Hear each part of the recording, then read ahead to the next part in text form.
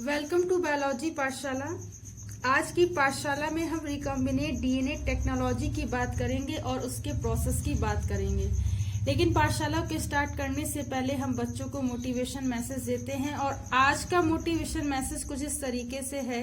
It's a informative message to all of student. 5 नवंबर से UP board 12th and 10th class की sequential class start हो रही हैं और ये पूरे एग्जाम की प्रिपरेशन कराएगा आपकी बायोलॉजी सब्जेक्ट की। ये मंडे हो गया, ट्यूसडे हो गया, वेडनेसडे को 10th क्लास की, और इसी एज वेल एज इसकी बात करें थर्सडे और फ्राइडे सैटरडे को ये क्या चलेगी, 12th क्लास की चलेगी। और संडे टू संडे जो चलेगी स्पेशल क्लास होगी वो टेस्ट सीरीज, प्रैक्टिस और PYQs स्टेप बाय स्टेप इसके होंगे। एज वेल एज जो संडे को स्पेशल क्लास चलती है 9th की वो चलेगी। अगर किसी बच्चे को कोई चीज वो हो रही तो मेरे व्हाट्सएप नंबर पे आप इसे अपना टॉपिक डाल सकते हो, उसका वीडियो आपको मिल जाएगा। चलिए, तो अगर आज की पाठशाला की बात करें तो आज की पाठशाला का जो टॉपिक है that is the recombinant DNA technology. और रिकॉम्बिनेट डीएनए टेक्नोलॉजी क्या होती है, इसके लिटरली मीन से पहले इसको समझते हैं। देखिए, रिकॉम्बिनेट, री का मतलब होता है दोबारा, कॉम्बिनेट का मतलब कॉम्बिनेशन, डीएनए का मतलब deoxyribose nucleic acid and technology, यानी कि इसमें री का मतलब दोबारा, कॉम्बिनेट मतलब डीएनए का कॉम्बिनेशन बनाते हैं एक टेक्नोलॉजी के द्वारा, जिसे रिकॉम्बिनेट डीएनए टेक्नोलॉजी कहते हैं। तो देखिए इसकी डेफिनेशन क्या होती है। रिकॉम्बिनेट डीएनए टेक्नोलॉजी के द्वारा किसी जीव के डीएनए का खंड निकाल करके उसी या किसी अन्य जाति के जीव के डीएनए से जोड़ा जाता है। तो क्या होता है, इस तकनीक को जेनेटिक इंजीनियरिंग या रिकॉम्बिनेट डीएनए टेक्नोलॉजी कहते हैं। तो इसमें क्या होता है कि डीएनए का एक खंड निकाल करके किसी या उसी अन्य जाति के डीएनए से जोड़ा जाता है। मतलब डीएनए का क्या किया गया, दोबारा कॉम्बिनेट मतलब बनाया गया डीएनए टेक्नोलॉजी के द्वारा। तो इसमें क्या बोलता है, रिकॉम्बिनेट डीएनए बनाया जाता है। इसे क्या बोलते हैं, रिकॉम्बिनेट डीएनए टेक्नोलॉजी बोलते हैं। और इसे क्या कहते हैं, जेनेटिक इंजीनियरिंग के द्वारा इसे क्या किया जाता है, डेवलप किया जाता है। अगर हम इसकी क्या कहते हैं, इसकी अगर हम वो बात करें डिस्कवरी की, तो देखिए क्या होता है, discovery is responsible for the recombinant DNA technology, यानी कि रिकॉम्बिनेट डीएनए टेक्नोलॉजी से संबंधित जो खोजें हैं देख लीजिए। सबसे पहले क्या होता है इसमें कि डीएनए की विकृति एवं पुनः स्वाभाविकरण की प्रकृति, यानी कि denaturation and renaturation of DNA कैसे होता है ये सबसे पहले पता चलेगा। कोशिका के बाहर इन वाइट्रो जीन का कृत्रिम संश्लेषण, इन वाइट्रो कंडीशन में आर्टिफिशियल जीन का सिंथेसिस कैसे होगा ये पता चलेगा। रेस्ट्रिक्शन एंडोन्यूक्लियस या रेस्ट्रिक्शन एंजाइम की खोज, यानी कि कैसे रेस्ट्रिक्शन एंडोन्यूक्लियस काम करता है और कैसे रेस्ट्रिक्शन एंजाइम की खोज होती है, इस बारे में पता चलेगा। फिर आता है gene splicing and gene cloning.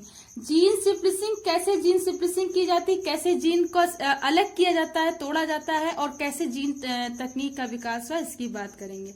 तो the first most prominent discoveries is the denaturation and renaturation. जैसा कि हम बताते हैं कि science is systematic body of knowledge, विज्ञान किसी विषय का क्रमबद्ध अध्ययन होता है।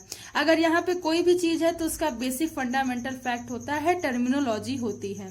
ठीक, तो चलिए, डीनेचुरेशन मतलब क्या होता है, डी का मतलब डीनेचर्ड होना है। डी का मतलब क्या होता है, डीनेचर्ड, यानी डीएनए के तापन से। अगर हम डीएनए के तापन यानी हाई टेम्परेचर में इसके ट्रीट करें डीएनए के स्ट्रैंड्स को, तो डीएनए के स्ट्रैंड वीक हाइड्रोजन बाउंड होने के कारण, क्योंकि दोनों जो हाइड्रोजन बाउंड्स होते हैं, ठीक, वो क्या होते हैं, उनके बीच वैंडरवाल फोर्स काम करता है, वो क्या करता है, बहुत ही वीक फोर्स होता है, उसकी वजह से हाइड्रोजन बाउंड टूट जाते हैं। ठीक है, तो देखिए डीएनए के तापन से इसके स्ट्रैंड्स के बीच में नाइट्रोजन यानी कि नाइट्रोजनस बेस पेयर के बीच में हाइड्रोजन बाउंड टूट जाते हैं, जिससे इसके दोनों रज्जुक एक दूसरे से पृथक हो जाते हैं, यानी कि जिससे इसके दोनों ही स्ट्रैंड एक दूसरे से पृथक हो जाते हैं। इसे क्या बोलते हैं, डीनेचर्ड ऑफ डीएनए या डीनेचुरेशन ऑफ डीएनए बोलते हैं। ठीक, जब इसकी एनीलिंग की जाती है ठंडा करने पर दोनों ही पूरक रज्जुक यानी कॉम्प्लीमेंट्री स्ट्रैंड पूरा मिलकर के क्या बनाते हैं, रिकॉम्बिनेट डीएनए या डबल स्टैंडर्ड डीएनए बनाते हैं। इसे क्या बोलते हैं, रीनेचुरेशन बोलते हैं। ठीक, बात याद रखिएगा।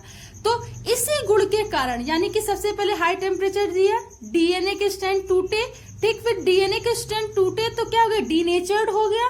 फिर हमने एनिलिंग की, ठंडा किया, ठंडा करने के बाद उसे क्या हुआ, जब इसे ठंडा करेंगे तो इसकी कॉम्प्लीमेंट्री चेन बन जाएगी, इसे क्या बोलते हैं, रिकॉम्बिनेट डीएनए बोलते हैं, और इसे क्या बोलते हैं, रीनेचुरेशन या रीनेचर्ड ऑफ डीएनए बोलते हैं। इसी गुण के कारण अलग अलग स्रोतों या जीवकों के सिंगल स्ट्रैंड डीएनए सेगमेंट को जोड़ा जाता है, और इसी क्वालिटीज के कारण या इसी क्वालिटी के कारण क्या होता है, डीएनए के सेगमेंट को जोड़ा जाता है। किंतु इसके लिए हमें क्या होता है, पूरक क्षारकों के युगलों का होना भी जरूरी है। बिल्कुल सही है भाई, जब तक कि कॉम्प्लीमेंट्री बेस पेयर नहीं होंगे तब तक कि क्या होगा, रिकम्बिनेट डीएनए नहीं बनता है। तो इस प्रक्रिया को क्या बोलते हैं, एनीलिंग बोलते हैं। इस प्रक्रिया को क्या बोलते हैं हम लोग, एनीलिंग बोलते हैं। इतनी बात याद रखेंगे, ठीक।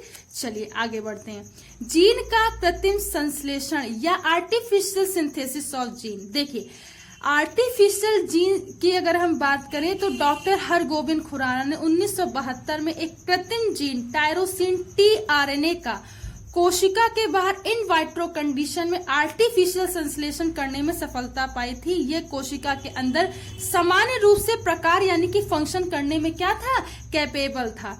तो इन्होंने टी टायरोसिन से क्या किया, जेनेटिक कोड से इसको क्या किया, टी टायरोसिन को क्या किया, सबसे पहले इन वाइट्रो कंडीशन में क्या किया, सिंथेसिस में सफलता प्राप्त की, और 1972 में इन्हें खोजा। और ये जो इन्होंने खोजा था टीआरएनए को या आर्टिफिशियल जीन सिंथेसिस को इन्होंने जो खोजा था, ये बेसिकली कोशिका के अंदर भी फंक्शनल होता है, ठीक है। तो इतनी बात आप लोग याद रखेंगे। आगे देखिए, रेस्ट्रिक्शन एंडोन्यूक्लियस और रेस्ट्रिक्शन एंजाइम। देखिए, रेस्ट्रिक्शन, ये बहुत ध्यान से समझिएगा, रेस्ट्रिक्शन एंडोन्यूक्लियस ऐसे एंजाइम होते हैं जो डीएनए विशिष्ट न्यूक्लियोटाइड के अनुक्रमों को पहचान करके डीएनए के डबल हेलिक्स को इन विशिष्ट नियंत्रण या स्थलों के समीप क्लीव कर देते हैं। तो रेस्ट्रिक्शन एंडोन्यूक्लियस को मॉलिक्यूलर सीजर भी बोलते हैं, ठीक है, तो ये याद रखेंगे। तो रेस्ट्रिक्शन एंडोन्यूक्लियस बेसिकली ऐसे एंजाइम होते हैं जो डीएनए के अनुक्रमों को पहचान कर डबल हेलिक्स को इन विशिष्ट नियंत्रण स्थलों के समीप या रिकॉग्निशन साइट के समीप क्या कर देते, क्लीव कर देते हैं या कट कर देते हैं। इन स्थलों को बेसिकली क्या बोलते हैं, टारगेट साइट बोलते हैं, ठीक, या रिकॉग्नाइजेशन साइट बोलते हैं। इस प्रकार के एंजाइम बैक्टीरिया जीवाणुओं के द्वारा उत्पन्न होते हैं, ठीक है, याद रखिएगा। जो ये एंजाइम होते हैं बेसिकली बैक्टीरिया या जीवाणुओं के द्वारा उत्पन्न होते हैं, ठीक। जो बैक्टीरियोफेज या जीवाणु भोजी के डीएनए के प्रवेश को रोक करके बैक्टीरिया की सुरक्षा प्रदान करते हैं। और ये क्या करते हैं, बैक्टीरियोफेज के प्रवेश को रोक करके क्या करते हैं, सुरक्षा या प्रोटेक्शन प्रदान करते हैं। इनकी खोज किसने की थी, डब्ल्यू अर्बर, बल्कि अर्बर नाथन, ठीक, दोनों ने मिलकर की थी। यहाँ पे अर्बर दिया हुआ तो आप दोनों याद रखेंगे। डब्ल्यू अर्बर नाथन ने 1962 में की थी, और इन्होंने बताया था कि बैक्टीरियोफेज का डीएनए जब किसी पोषक जीवाणु या बैक्टीरिया में प्रवेश करता है तो रेस्ट्रिक्शन एंजाइम छोटे छोटे खंडों में क्या हो जाता है, विभक्त हो जाता है। ये बात याद रखिएगा। तो नाथ एंड डब्ल्यू अर्बर ने बताया था 1962 में कि जीवाणु भोजी का डीएनए जब किसी होस्ट सेल या जीवाणु कोशिका में प्रवेश करता है तो रेस्ट्रिक्शन एंजाइम से छोटे छोटे खंडों में खंडित कर देता है, तोड़ देता है। देखिए, मेसेल्सन तथा यॉन को ई कोलाई तथा केली एवं स्मिथ को 1970 में हीमोफिलस इन्फ्लुएंजा आरडी नामक जीवाणु बैक्टीरिया में हिंद सेकेंड रेस्ट्रिक्शन एंजाइम की पृथक करने के साथ साथ रिकम्बिनेट डीएनए टेक्नोलॉजी का विकास क्या हो गया, संभव हो गया। तो देखिए, ये आता है हिंद सेकंड के बारे में, तो इसे याद रखिएगा। मेसेल्सन तथा यॉन को ई कोलाई से तथा केली एवं स्मिथ को 1970 में हीमोफिलस इन्फ्लुएंजा आरडी, ठीक है, तो आरडी क्लासिफिकेशन में आता है, ठीक है, आरडी है, आर आई है, तो ये आगे हम बताएंगे, ठीक। बैक्टीरिया में हिंद सेकेंड रेस्ट्रिक्शन एंजाइम को पृथक करने के साथ साथ जब हिंद सेकेंड एंजाइम को पृथक किया गया तब रिकम्बिनेट डीएनए टेक्नोलॉजी का क्या हुआ, विकास संभव हो सका, ठीक। इतनी बात आप लोग याद रखेंगे। तो आज की पाठशाला में इतना ही याद रखिए, कल हम इसे और समझाएंगे। आज की पाठशाला में इतना ही। अगर आज की पाठशाला आपको समझ में आई हो तो इसे ज्यादा से ज्यादा बच्चों तक शेयर कीजिए, सब्सक्राइब कीजिए। Give a more affection for biology पाठशाला। Thanks to all to watch this पाठशाला।